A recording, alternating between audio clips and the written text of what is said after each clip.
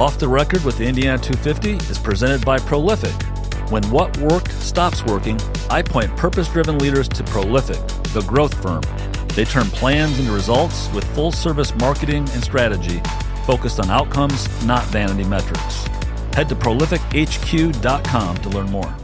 I wanted people to have this experience, students to have this holistic experience, that when you come to the business school, when we talk about this word transformation a lot, but I truly believe that transformative leaders are made by the experiences they have.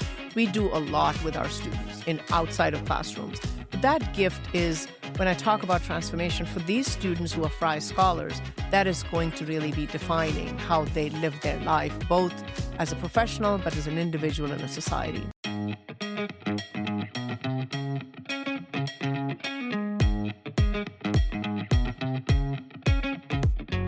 Welcome to Off the Record, a podcast featuring leaders on IBJ Media's Indiana 250 list. I'm Nate Feltman, CEO of IBJ Media, which publishes the Indiana 250, a list of the most influential business people in Indiana. Welcome to Off the Record, a podcast featuring leaders on IBJ Media's Indiana 250 list. I'm Nate Feltman, CEO of IBJ Media, which publishes the Indiana 250, a list of the most influential business people in the state. Today, I'm joined by Dr. Tanuja Singh, president of the University of Indianapolis. Tanuja became UIndy's 10th president in July 2023 after serving for 3 years as provost and president of Loyola University, New Orleans. Prior to her time in New Orleans, she spent almost 25 years teaching business, first as a faculty member in the business school at Northern Illinois University, and then as a dean and professor of marketing at St. Mary's University in San Antonio. Tanuja's skill set is diverse. In her native India, she studied physics and was active in theater, which I'm looking forward to talking to you about. After coming to the United States, she earned a master's and a doctorate degree in business administration. Since arriving at UIndy, Tanuja has developed the school's Women's Leadership Institute to help women achieve and thrive in leadership roles, and created an academic division called UIndy Online to serve non-traditional learners. UIndy Online joined the university's existing CEAS Institute, and the combined entity serves two important roles in our community. It offers online degree granting programs for graduates and undergraduates, and it develops education programs tailor-made for employers in the region. Tanuja is a firm believer in providing educational opportunities for learners of all kinds and making UIndy a valuable resource for our regional workforce needs. She's backed up those commitments by pulling in several multi-million-dollar gifts to enhance and expand UIndy's programs. Outside of UIndy, Tanuja is on the board of Indy's Julian Center, which supports victims of domestic violence and abuse. She also serves on the Indy Chamber Board of Directors. She's also a benefactor and board member for a small startup school in rural India that serves underrepresented populations, particularly women. The school has grown from 35 students to 400 and now boasts a graduation rate of 100%. Tanuja, welcome to Off the Record podcast. Thank you for being my guest today. Thank you so much. This is such an honor to be talking to you, Nate, today. Well, I'm looking forward to the conversation. Me too. So I want to start with, at the beginning, which I always start with all my podcast guests, to talk a little bit about growing up. And in your case, you grew up in India. And I want to talk a little bit about where in India. I know India is a huge country. I've visited and had an amazing visit when I went there about 5 years ago. But I talk about growing up in India, what that was like, and in the early years. So first of all, thank you again. I'm excited to talk to you. I was born in the foothills of the Himalayas in a town called Almora. And my dad was a senior administrator with the government. So while I was born there, we would go there to hang out with my grandfather during the summers. I didn't stay there very long, just the early years. And then we were in this entirely northern state of India. At that time, it used to be called Uttar Pradesh. And it was a lot of fun. I was... from the very beginning, my family was a big believer in education. So I still remember childhood being, okay, what else is out there? Yeah. We traveled a lot, but that's where I was born. It's a beautiful place. If you ever get a chance, I would highly, it's called the Switzerland of India, this little town. It is absolutely gorgeous. And I got my first undergraduate and my first master's in India before coming to the United States. So yeah, it was fantastic growing up in India. I have a brother a mom and a dad, and we were very, very close family. Fantastic. So you studied physics originally. Yes. What drew you to physics, and did you originally intend to pursue a career that was going to take advantage of a physics degree? So that's a good question, and the answer is no. I was born in a family of people who loved the sciences. My parents had the good fortune of going to college, and we grew up in a very science-based. My mom is literature, but very, very interested in it. And I was always curious about the world, even growing up, like, how does this work? How does this function? So it was a natural attraction. I did all the science stuff in India. And when I was an undergraduate student, I had a professor who said, have you thought about physics, and particularly particle physics? And I just thought that was the coolest thing. Now, yes, I know that's very nerdish, but I just said, yes, I wanted to study particle physics. And I absolutely loved it. It was one of the most profoundly impactful things I did, because it was intelligent field that helped you solve problems. It was logical, and I absolutely loved it. So my plan was to actually get a doctorate. I did pretty well in my master's degree and get a doctorate. And one day I realized, as much as I loved physics, and I always say this, as much as I loved particles, I liked people more than I liked particles. And I wasn't getting a lot of people exposure in that, except for the thing I did for, drama and stuff like that. Yeah. So I didn't plan to do it, but it just sort of happened. And then I decided suddenly I wasn't going to get a doctorate in physics, which surprised my dad a little bit. But then he said, hey, what do you want to do? So I told him, I have no idea, but I think I'm good in numbers and math, and that's how I ended up in a bank. And so was that your first kind of job? In banking? I got my master's, and I took this national exam. In India, you have an exam for the officers, bank officers exam, and I took it, and somehow I did well, because they probably asked more logical questions than banking questions.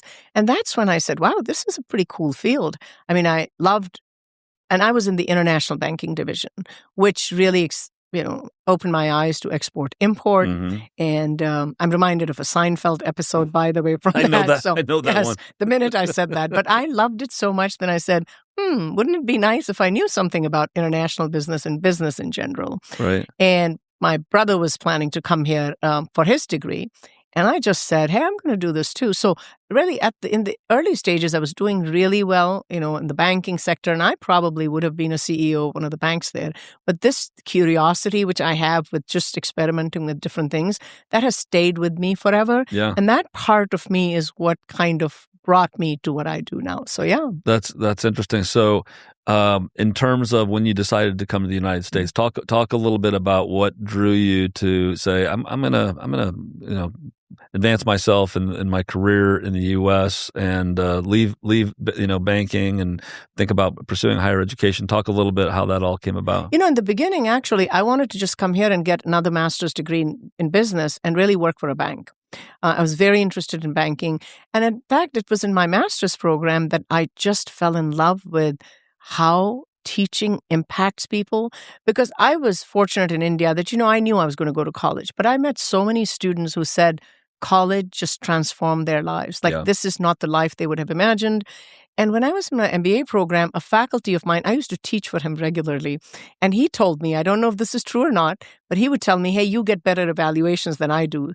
And he said, have you thought about, just getting a doctorate and being in academia? And at that time, it was like, yeah, maybe.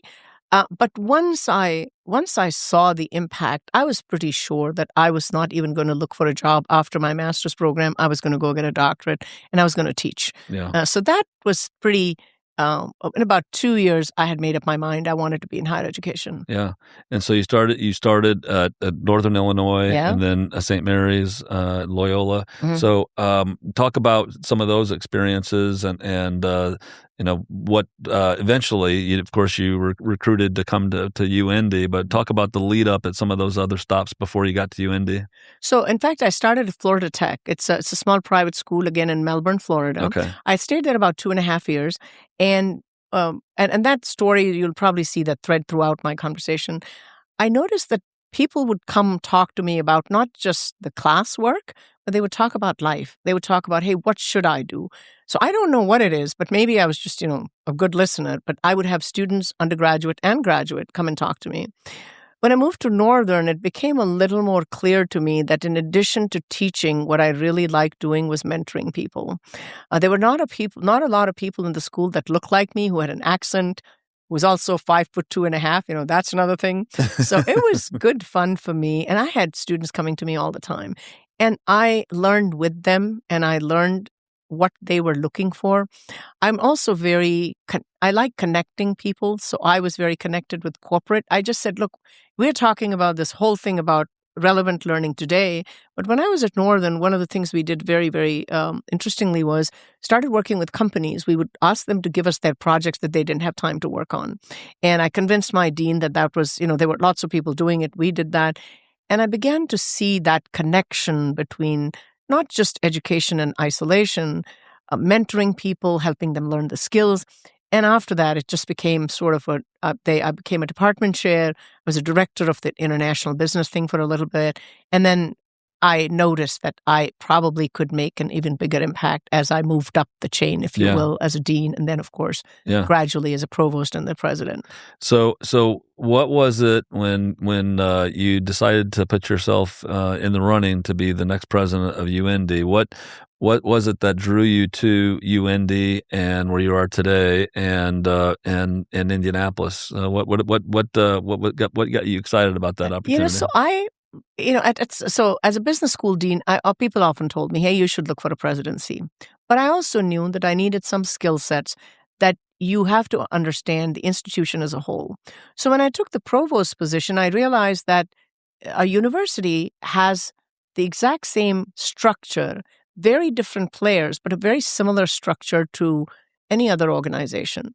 That, as I say, there's no mission without margin. Your outcomes are your KPIs, whether your students do this or not, right?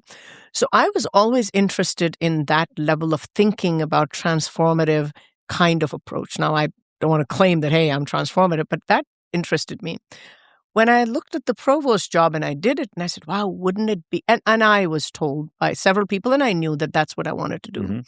But I didn't want to just go to any school. I wanted to be in a place where, one, the school was very connected with the community, that we had a place there that we wanted to impact. I also wanted to be in a smaller university. I do much better when I don't teach anymore, but I still know my students. I could make an impact, and I could see the impact. So as search firm search firms come to you, I was very selective in who I applied to. I did not know much about the University of Indianapolis, but I started studying Indianapolis, and I said, I had been here before, many, many years ago, for a conference or something. Yeah. And I started looking into it, and I said, this is a really nice place. They have the programs that I would love. They have the connections that I could build on. But they also have a very big commitment to the community because you can see it in how they talk about them. So I applied, and, I guess I just got lucky and I was selected. But I have just been so grateful for the opportunity that the city has given me. I met you, 2.5 years ago? Yeah, probably within the first few months, weeks, right? Yeah. And we're having this conversation. That doesn't happen in every town. Yeah. It happens in places like this. And I know that this community cares about that stuff. So I'm like your biggest marketing person now. If you want to have someone talk about Indianapolis, hey, tell me.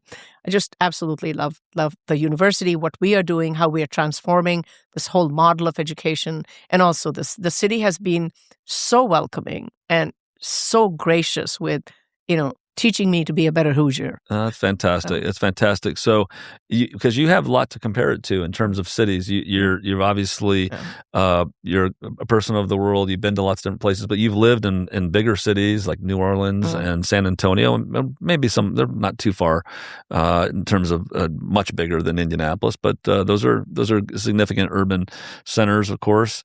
And your impressions are, when you compare Indianapolis to some of those cities I mentioned, what are the key differences? Are there key differences? Or is Indiana? I mean, you've said it's welcoming and so forth, but is there something that sets us apart? So I'll tell you one of the things that it's just my nature. Wherever I go, I take in the city. I take in the city with everything, with its soul. And I become one with the city. When I lived in San Antonio, I loved it. Also a very welcoming culture. It's one of the most unique cities. Yeah. And it's fun. When I was in New Orleans, I mean, I got involved in everything. I was at Mardi Gras. I went to Jazz Fest. I went to the Red Dress Run. And all these cities have been welcoming. The one, and I don't think it's very similar to San Antonio in some ways. The access you have to people in this city and the genuine desire of people to help you is something that's rare. You hear a lot of people say, hey, tell me how I can help you. This city, when I say, hey, I want to talk to you, they're available. They are genuinely about giving back and also connecting. I don't think I've had a single person say, I can't do this for you. And I think that is very similar to San Antonio, very, very similar here. And I keep telling people, and I said, this is one city where be careful what you ask for because people would give that to you. It's just phenomenal. It's a huge difference. And I'm surprised that more people don't know about it. Although I have to tell you that IU win, more people are going to know. Congratulations to you. I know you're an alum. Yes. So, yeah. We're excited. Yeah. Hopefully when this podcast airs, we are national champions. But we'll wait. Well, I'm a Hoosier now. I'm rooting for you guys. Absolutely. Well, I want to talk a little more detail about what's happening at University of Indianapolis. And I know one of the first things you did was to really try to get your arms around what exactly is happening and what do you want to have happen. And you launched a strategic planning process. And I think my understanding and reviewing of some of the things that you've accomplished is that the research validated some assumptions that in the strategic planning, some assumptions that there's some challenges with the traditional university model today, and the whole model of higher education, the traditional model, is undergoing change dramatically. I don't have to tell you; I know you're living it in many ways. But how are you approaching what is now a different higher education model, and how does UIndy today differentiate itself to be able to attract the kinds of students and working professionals that you want to serve? That's an excellent question. So if you think about it, education is not linear anymore. It's not that you go to college, you get a degree, you go work for a company, maybe you come back. Education is happening all the time, and there's continuous learning. And I believe in some ways the traditional higher education was serving the traditional student. 18-year-old comes to the university, stays in your residential facilities for 4 years, graduates. That's no longer the norm. It still happens, but it is not the only model. Everybody, all of us, including me, we are in that continuous learning mode. So that continuous learning, the lifelong learning, is really the model. The other one, we have often defined how will we teach. I always tell people, I said, it's less important how we teach. It's more important how people learn. People learn differently. Some people want to sit in a classroom and learn. Some people want to actually do it online. Some people don't have the luxury of coming to a classroom. And while we were doing a really good job of the traditional classroom, we had some options, but not enough options. So if you said, I already have degrees. I just want to come and learn something about, say, logistics or artificial intelligence.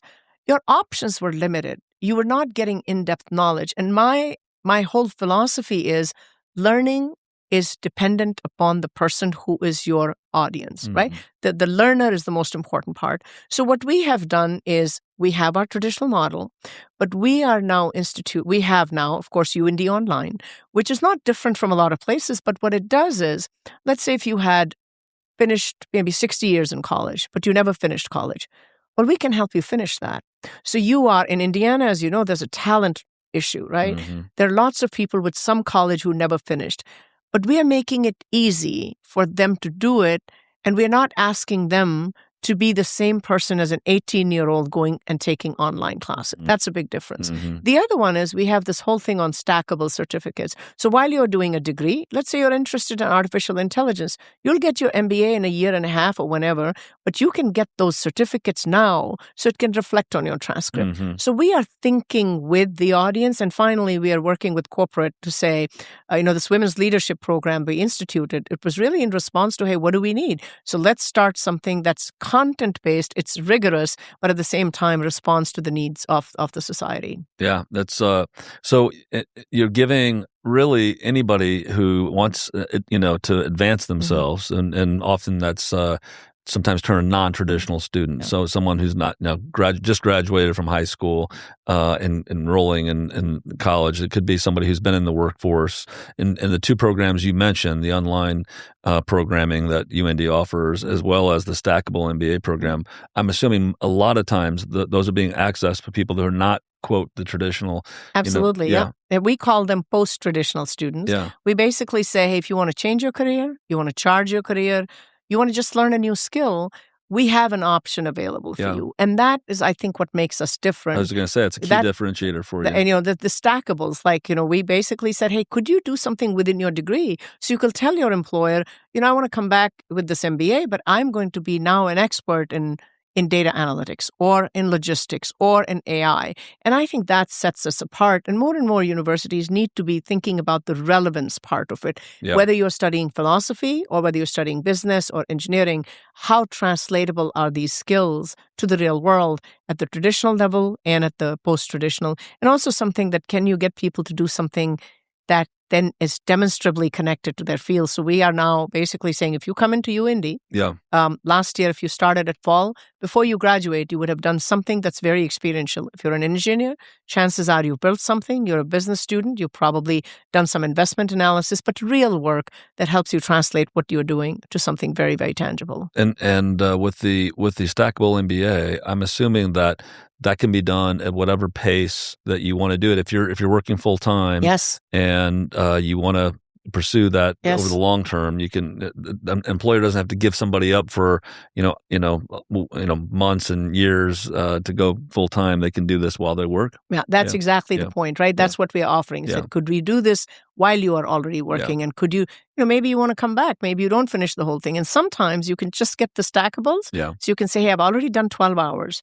If I do 30 more, I have a degree. So it's giving people the option to learn at their pace and adjust with your lifestyle. Exactly. Well, more ahead with Dr. Tanuja Singh, president of the University of Indianapolis, when we return to Off the Record podcast presented by Prolific. Stay with us.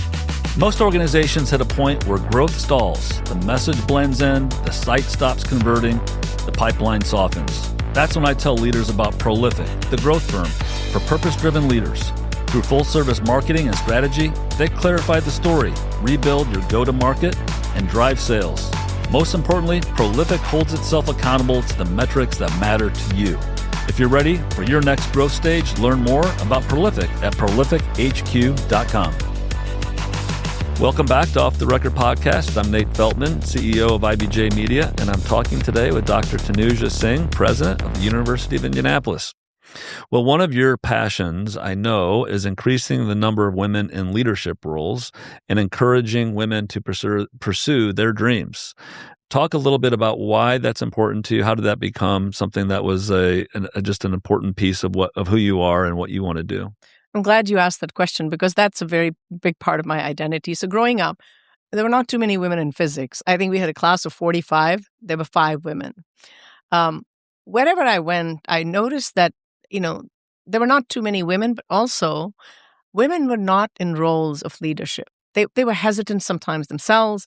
They didn't see themselves in that position. And being a brown woman, and don't forget the 5'2.5", that was important. So I realized that I've always cared about it from the very beginning. And my dad was the original feminist, so he instilled this in me, and my mom did too. So it's always been a passion. Yeah. But I also see when I am looking for people, sometimes it is not the talent, but the inability to see yourself in the role. So I have always spoken at places, and when I had the ability to actually create a program that would help women realize their full potential, to helping them develop the skills that they need to move to the next level, coming here, this is the only thing when I came here, I had said, I will definitely do this at this place. I had dreams of this before I came here. That's awesome. And, I have a great team of people I work with. I came here, we made it happen in the second year. And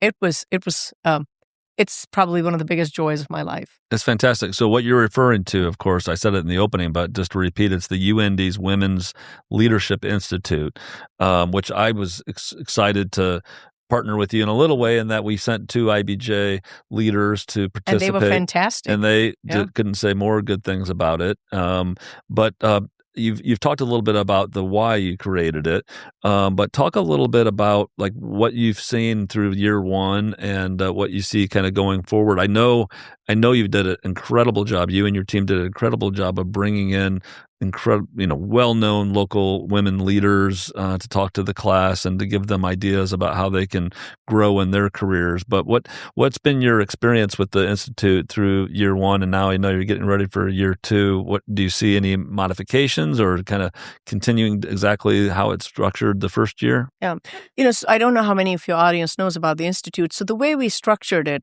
we wanted to make sure it was inspirational, but it was also very skill development based. So the morning sessions, it's once a month for 10 months, all day. And I spent every single Friday with them, except one when I had to miss. I was in DC. What we helped them do was they heard from these amazing, amazing women. You know all of them, actually. Everybody in Indiana, that you've heard of these women, yes. Right? And I remember Mel Raines coming in the very first day, and she was so impressive. So what we heard everybody say was, this is different because it helped. There's an inspiration part, but there's a very specific part about everything from negotiations to understanding AI better to strategic thinking. And that part really helps you develop your skill set. So we have got amazing feedback about the quality of the stuff that they did.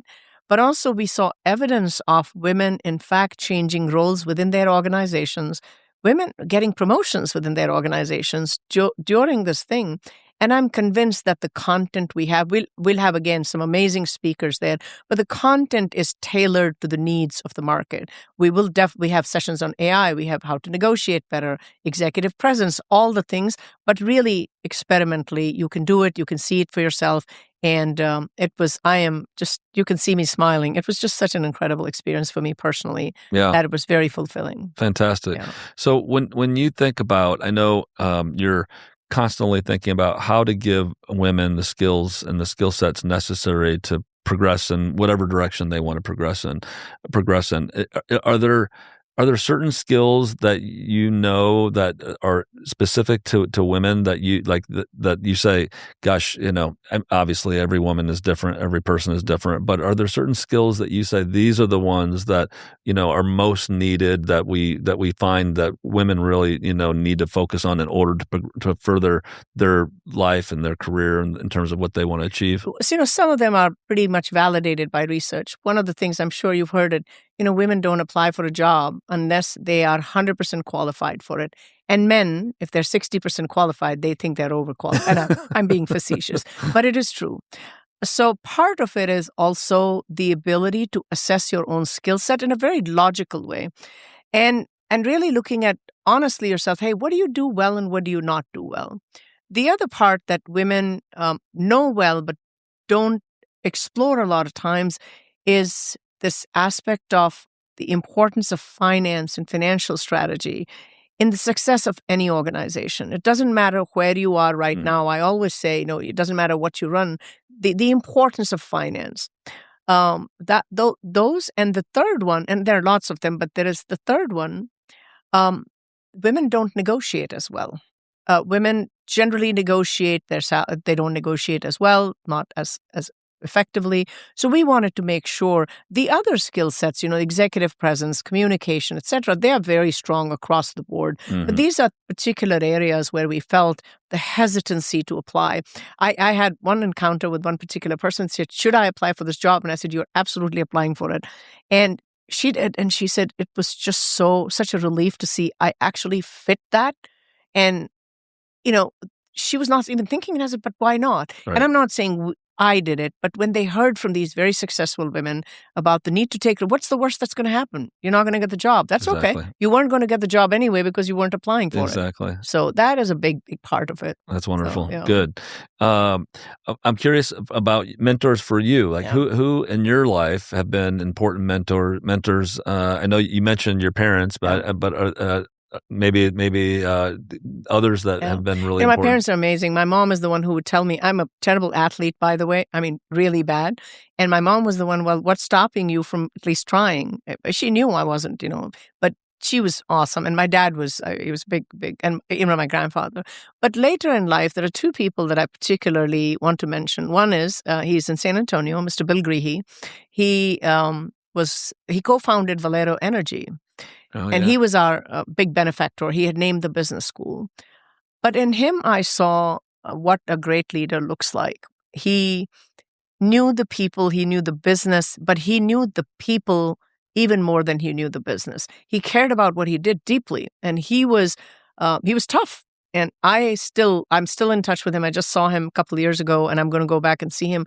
Just an amazing human being. I have the greatest regard for him. And then the other one, very sadly passed away a year and a half ago.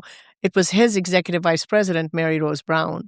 And she was one of those people that I never heard her say, you can't do this. In fact, she was the one who nominated me for all kinds of awards. And I said, I don't even qualify. And she was the one who said, well, she was just amazing. So these people, but they also taught me to be not just a better leader, but a better person, because they invested in the people they worked with.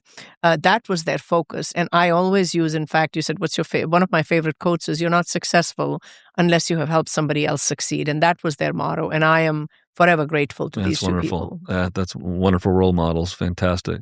Part of being a university president, I know, is fundraising. It's important for all universities today, and you've had some early, what I'd call early success in the last couple of years. You've been there, a couple of years, and you've had some really nice gifts that go to help fund the strategy, the ideas that you're bringing to the university with reaching out and helping continuous learners. And talk a little bit maybe about some of the gifts that have been most important. Yeah. I'll talk about maybe a couple, three. So the one was, so Steve Fry, he was an executive at Lilly. He gave a very generous gift to us for the School of Business. And the focus of this gift is really helping students learn outside the classroom as well. So professional development, but in a very dedicated way, whether it's through attending conferences, case competitions, actually working on real projects, but also there's a service component and giving back component to this. I wanted people to have this experience, students to have this holistic experience, that when you come to the business school, when we talk about this word transformation a lot, but I truly believe that transformative leaders are made by the experiences they have. And if it was up to me, I would probably provide these experiences. We do a lot with our students outside of classrooms. But that gift is, when I talk about transformation, for these students who are Fry scholars, that is going to really be defining how they live their life, both as a professional, but as an individual in a society. So that one. Mm-hmm. The other one was from Laura Strain. She has named the Strain Honors College, but after I came on board, she has supported that even more significantly, because these are some of the best and the brightest students, and they can come from disciplines as diverse as philosophy to engineering to business. But the idea is, again, to develop the minds in a curious way that prepares you for life, not just for a technology or a skill. And I have personally taught like one session one day, and I was sitting in the class and I said, wow.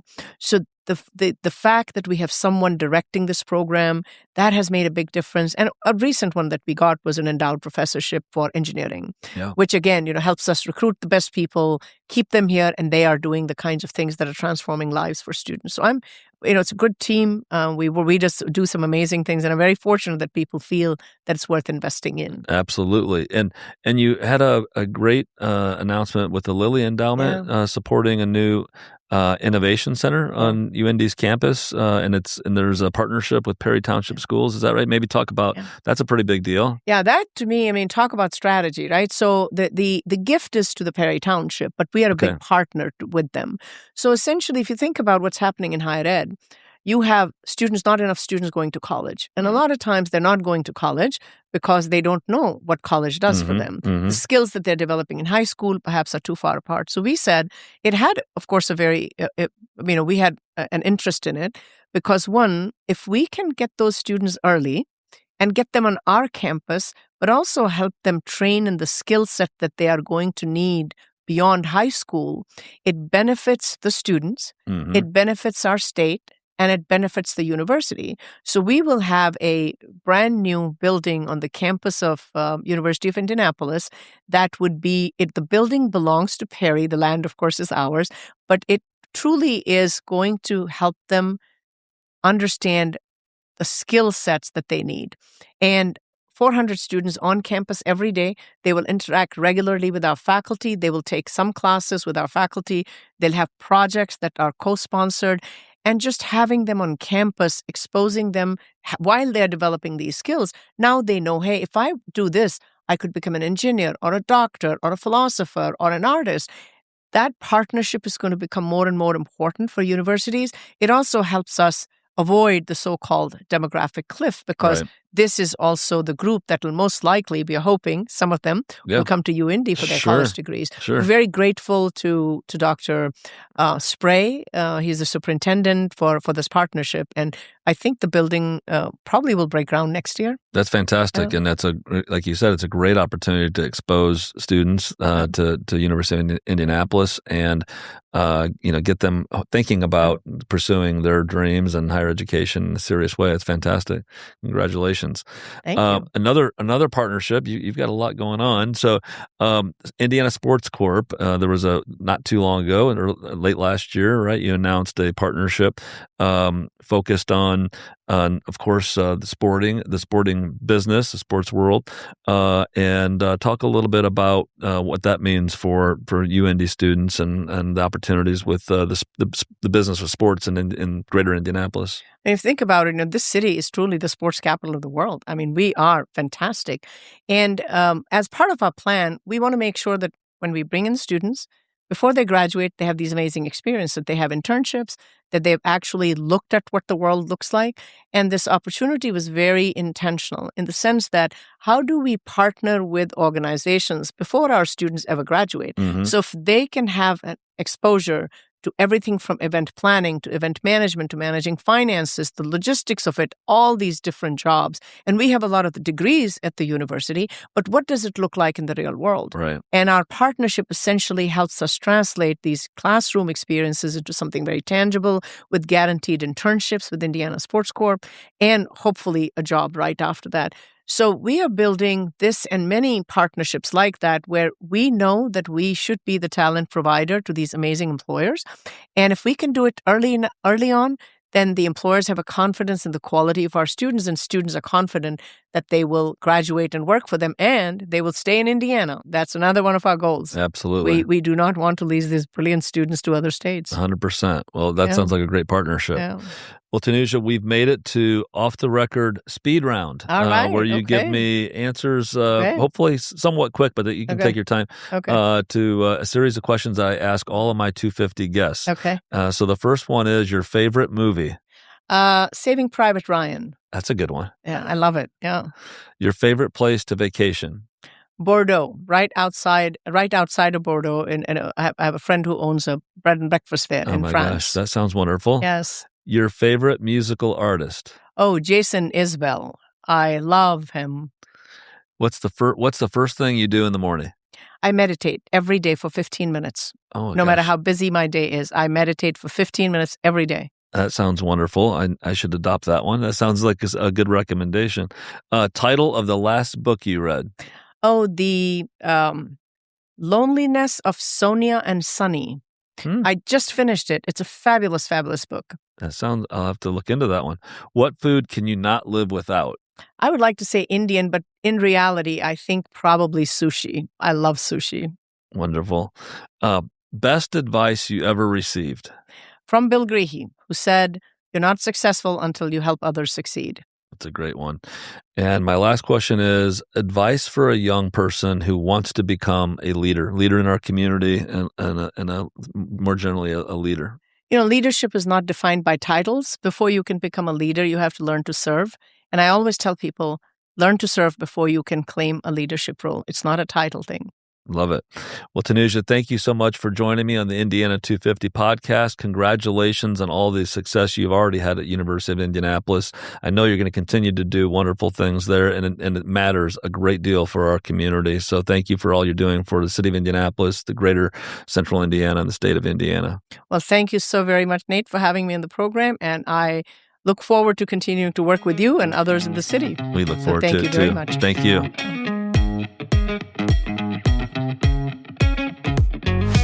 To learn more about other leaders on IBJ Media's Indiana 250 list, go to indiana250.com and look for a Page 2 feature each week in IBJ.